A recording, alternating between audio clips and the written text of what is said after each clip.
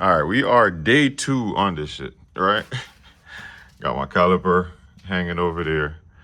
And I came to give you guys some tips when it comes to getting out the lower control arm.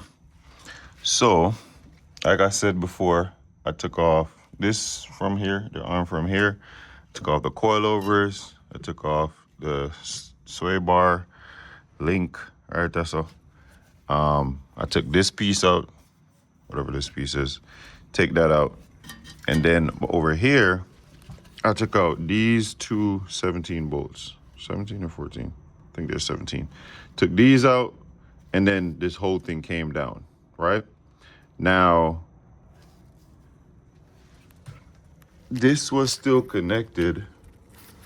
Let me see if I can show you. All right, so this, whatchamacallit, steering rack thing, tie rod was in here, right? And the only way for you to get this shit out, honestly, is if you have a ball joint tool to actually take it out, or what you could do is have it in and put the screw back on top of it and beat the shit out of it. Beat the shit out of it. Look at it.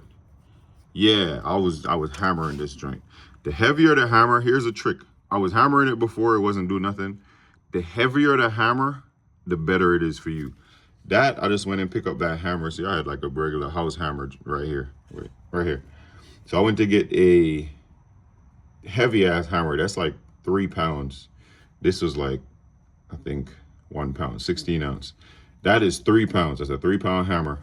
And I use it to hammer this. I had to hammer it, I want to say, less than 10 times, and it came loose. I did put some penetrating oil on it last night, or this morning, matter of fact.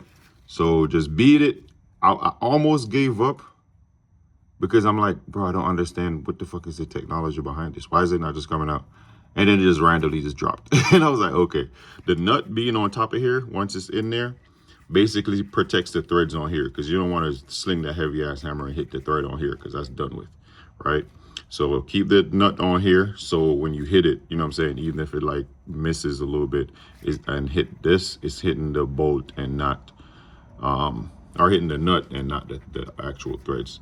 Another tip is to make sure, like, so jack this up high to where this is like parallel, you feel me, in the perfect resting place, because when you come down to an angle, the bolt is now at an angle and it's not going to want to drop. So bring it as parallel as possible, and then you can knock it out like that. It will literally just drop by itself. Now, the technology behind it of why you even need to do that way is, once this goes through the hole and you screw on the nut on there, you basically pull this part through the hole. So this is like literally self-pressed in. The more you tighten this, the more this comes through. And that's why it's such a pain to actually get off.